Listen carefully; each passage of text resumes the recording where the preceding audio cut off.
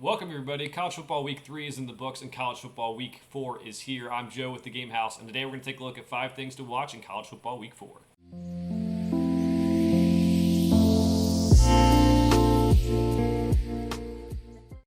Okay, so 5 things to watch in college football week 4. There's plenty of things to watch this weekend. It's a pretty full slate, but we're going to try to narrow it down for people who are trying to look for some more focus here. As a reminder, it's going to be some games to watch, some matchups to watch, maybe some things off the field to watch here. But we have a pretty stacked slate, so let's get into it. We have Ohio State at Notre Dame. Now, people might remember they played last year early in the season, and it was actually a closer game than people thought it would be. Notre Dame kept it close in Marcus Freeman's first year as head coach, but then Ohio State ended up winning. This year, the two teams are going to meet in South Bend. It could be even more competitive. I believe the spread is like 3 points. And both teams are highly ranked, and this could have college football playoff implications. So I'm excited for this game in particular. You got the history and everything, but you also got two good teams right now, and there's a lot of things that needs to be settled with college football this year. We know Alabama's already lost. We know Clemson's already lost. It's going to look a little bit different, so let's see how it goes.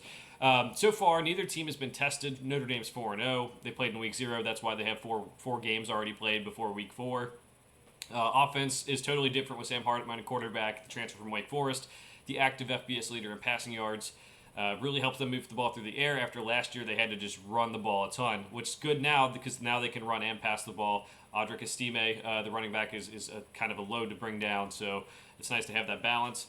Ohio State named Kyle McCord the starter in week 3, and it seemed to help his confidence. So now we're going to see how he moves forward. The Buckeyes beat Western Kentucky when he was officially the starter. They're 3-0. Looked like he got a slow start, but we've seen it before. C.J. Stroud had a slow start before for them as well. There's NFL draft prospects all over these rosters. I'm excited for this game. Again, just from a history perspective, from a college football playoff perspective, from a draft prospect perspective, this is everything you want to see in a college football game. Next one up, we have can Florida State get over Clemson? Florida State seems like they're having one of their better years since that national championship year with Jameis back in, 2013 was the championship. They won 10 games last season and started off the season 3-0 this year. 3-0 record includes the LSU win, which is looking pretty good, especially after LSU rebounded to just destroy Mississippi State last week. Expectations are higher, but they have to do something they haven't done since 2014, which is beat Clemson. So that's going to be something they have to really focus on, just making sure they win this game because that could really impact their college football playoff chances later on. I mean, one loss you can get by, but the ACC championship could run through Clemson again, which would not be good for Florida State. So Clemson's 2-1. They lost to Duke. Duke's a pretty good team. I don't think people are really respecting them as much as they should. That Mike Elko showed in year 1 he could do some good things, but that offense is still broken, and we saw that in that game against Duke. They just can't move the ball as much as they should, and some critical mistakes in terms of fumbles as well. Florida State's coming off a rough game against Boston College. Can Clemson make it tough and maybe sneak away with the win? I don't think they're going to go win a shootout against Florida State, but they could play some really good defense and get like a one last stop and score the last points and win the game. So that's what I'm watching for here. Florida State gets over Clemson. The rest of their schedule becomes increasingly easier. Again, they might have to play some tough teams in the ACC championship, but we don't know who that might be right now. So they could have a run at the college football playoff. They do have a game against Duke later in the year too, when again Duke's better than expected. But this really would be in terms of a talented roster, this would be the most talented roster they have left on the schedule. Next one up, we have can Ole Miss take advantage of Alabama's struggles? Alabama struggled to start the 2023 season. They lost to Texas in week 2. We've talked about that over the last couple weeks. And they've had trouble with USF in week 3. They've started, Tyler Buckner, the Notre Dame transfer. Ty Simpson came in to play quarterback. They couldn't find a groove. It looked like Jalen Milroe should have still been the guy. I mean, he has some issues with his accuracy in the short intermediate areas, but he can throw a deep ball and run with his legs. So a lot of speculation about whether he may have been suspended for this game. We'll have to see what happens, but he's now the starter again. But also, in addition to the quarterback play, their offensive line has been subpar, giving up plenty of sacks. I think they gave up 5 sacks to USF. So they need to figure that out. So Alabama needs to figure it out quickly, too, because they got Ole Miss this week. They have former assistant Lane Kiffin, who's the head coach of Ole Miss. They've had some battles with Ole Miss in the past that we've obviously seen over the last several years. And Lane Kiffin has the familiarity with them, so it's going to be interesting. And he's already made comments about who's running the defense and who's not. So maybe he has some insider info. Maybe he's just trying to stir it up. I don't know. But the Rebels do have a good offense that's averaged 55 points so far this season. So running back Quinshon Judkins missed time with injury so far this season, but he could be back for this game. They're going to need Jackson Dart, their quarterback, to play well as well. The defense is unproven, but can they take advantage of this offensive line struggle? Can they take advantage of this quarterback struggle?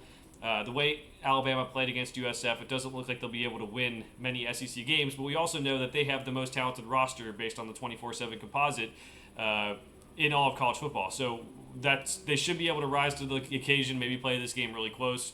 But if Ole Miss wins, it could really shake things up in this SEC West with LSU already having a loss. I mean, not in the SEC West, but already having a loss. It could really shake things up on the whole college football landscape too.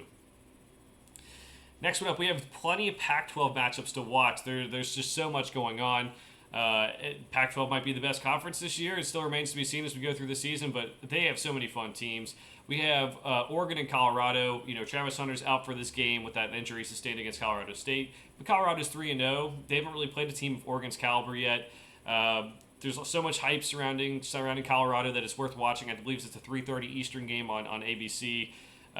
I expect Oregon to win this one and win it pretty easily. Colorado can't run the ball. They have some offensive line and defensive line struggles that I think Oregon can exploit. So I would expect Oregon to win, but it's still worth watching. Deion Sanders had such an impact on college football. So many people watched that Colorado State game. I believe it ranked 5th for ESPN broadcasts and one of the most watched broadcasts in that late primetime window of like 10:15 or later, 10 p.m. or later. So going to be excited to watch that regardless. We'll see if they can keep up. There's also the Alabama-Ole Miss game at the same time, so hopefully at least one of those games ends up being good.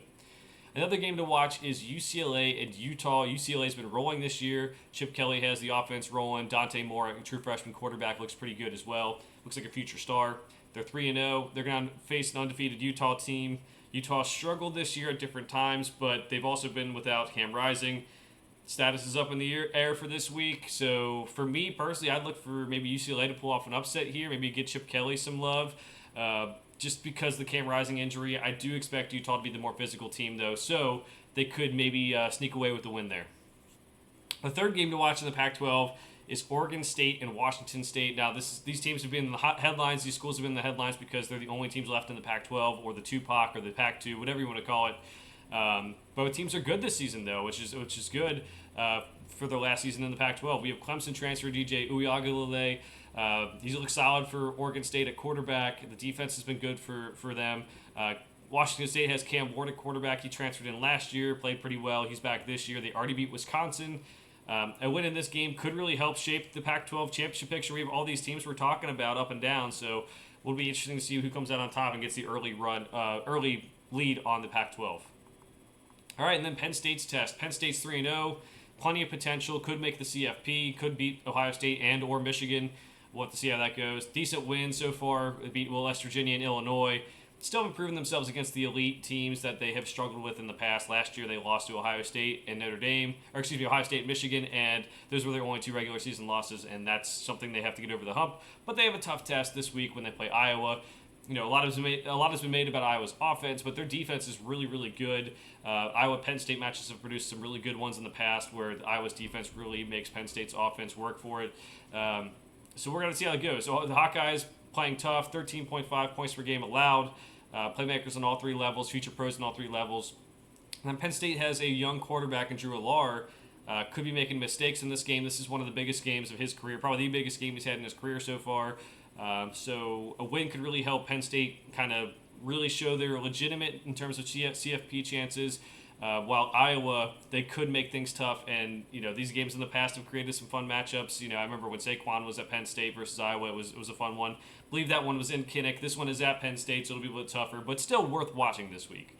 Those are the 5 things I'm watching for this week in college football. Obviously, we cheated a little bit by having 3 different Pac-12 games in there, but that's just how it goes when you have a weekend like this that we're all excited for. Let me know what you're watching in the comments below. Thanks for watching. We'll see you guys next time.